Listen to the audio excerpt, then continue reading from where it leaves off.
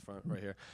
Congratulations on the win. I know we're used to seeing you in these wild fights, like obviously famously in San Diego, but to do it here in Madison Square Garden and come out victorious, I guess, what are the emotions now? Man, honestly, it means a lot to me being in New York City, fighting at the MSG, coming to the fight, not having an opponent. I'm just glad they find me somebody, and I just come out here and just to support, perform, give the fans what they want to see at the MSG. Well, it seems like all week, like I think Roberto got in like Thursday, like he didn't even get into like late in the week. So Yeah. were you worried that they wouldn't have gotten you an opponent? I guess when did you learn that it was going to be Roberto, and did you even have time to prepare for him? Honestly, it didn't matter who they put in front of me. I was prepared throughout my whole fight camp, so I was ready. I was ready for this week. It didn't matter who they put in front of me. But I knew my manager was going to find me somebody, and I just had to stay ready. That was that. And it didn't seem, especially at the weigh-ins, it didn't seem like fighting in New York really affected him. It looked like he had made this walk before, and even though he was debuting. So when you were in there, I guess, what did you sense from him, like in the face-off and then in the fight? Because he might have been debuting, but it didn't look like he had any jitters whatsoever. Yeah, when they offered me him, I knew he was going to bring it. He's a debut guy. I knew he was going to be hungry. So I wasn't surprised, and he didn't even look like he came in like he was ready, for this, and I knew he was gonna come out and put up a good fight, which he did. So I wasn't surprised at all. Obviously, he had a big moment in that first round when he clipped you. Was that just because you weren't preparing for this opponent, like it was obviously last minute, or did he just catch you off guard? Man, honestly, like I said, I knew the kid was gonna come to fight, So when he did that, I was just like, I need to recover, get him back in the second round. Which I did, but like I said, man, things happen, and I knew this kid was gonna come out to fight, and in New York City, Yeah. MSG, like who wouldn't come out and perform like that? So. And how was it competing at lightweight? Did you just feel better in there? I made my UFC debut Yeah. at lightweight, so it didn't really bother me, So. I guess, what do you want next for your career? Because obviously you're on this winning streak. It obviously wasn't a big name, but it was an impressive performance, probably the best fight of the night so far. So what do you want moving forward? Next for me, man, I just want to first of all get back home, spend some time with my family, enjoy my victory, and then get back to training and watch film and see what I need to work on. Have you moved on from the Lucas Almeida name, or is that something you still want in the future? I still want that fight. I want that fight in the future. Hopefully. February or March, I still want them. Is it just because you put a whole camp into it and then it was like taken away from you at the last minute? Yeah, I was prepared. Like everything I did was for him. I feel like I wouldn't have got dropped today if if it was. Yeah, man, I want him back. Like he did this. He's the one that caused all of this, so I want him back. Is there animosity there, or is it just like you said, like put the time and you want it to pay off? Or do you have any kind of ill will towards him for kind of pulling out last minute?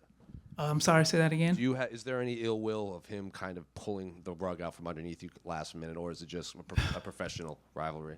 I don't know, man. They called me and said he was injured. I didn't talk too much about it because I pulled out of fights before because my injury, so I didn't want to talk too much about that. Whatever he had going on, I don't want to speak about it. Fast recovery for him and his team, but I want that fight back. So, yeah. David, right here.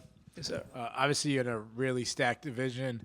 It takes a really long time to rise up the rankings, but now you're 5-2 in the division. I mean, how far do you think you're fighting on like a pay-per-view main card, or you're fighting ranked opponents? Honestly, I feel like top 15 is gonna be up next for me. Just the way I'm performing, 3 fights in a row now. I feel like I'll probably get soft fighting guys at the top 10, top 15. And I apologize if I'm wrong about this, but I think they said on the broadcast that your dad was going to be in attendance.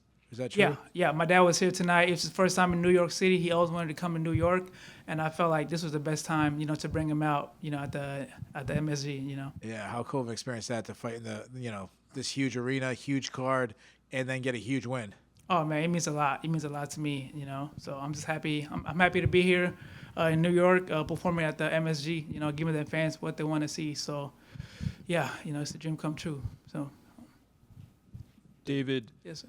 you're the first UFC fighter from Uganda. Yeah. How special is that, and what goals do you have to give back to your country once you're done fighting? Man, once I'm done fighting, I want to build a school back home, build a school back home, and MMA gym back home. So those are my goals.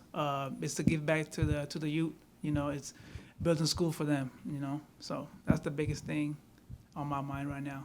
And I know you're really proud of your country. What Ugandan traditions do you bring to training and to the octagon? Man, just the dog in me. You know, we don't go away. Yes, sir. One more from me. You got your teammate Yusuf Zalal in the corner. You both are on a tear. What's the training like with him, and how special is it to have wins within the same month? It means a lot to me. Just having Yusuf being my teammate, you know, him helping me out throughout my whole fight camp means a lot to me. Yeah, man, it's a great teammate. You know, I was glad to have him on my corner. Hi, David. So this was your 15th pro fight, but it was actually your 7th pro fight in the UFC. Yeah. How does it feel to now have spent almost half of your career here?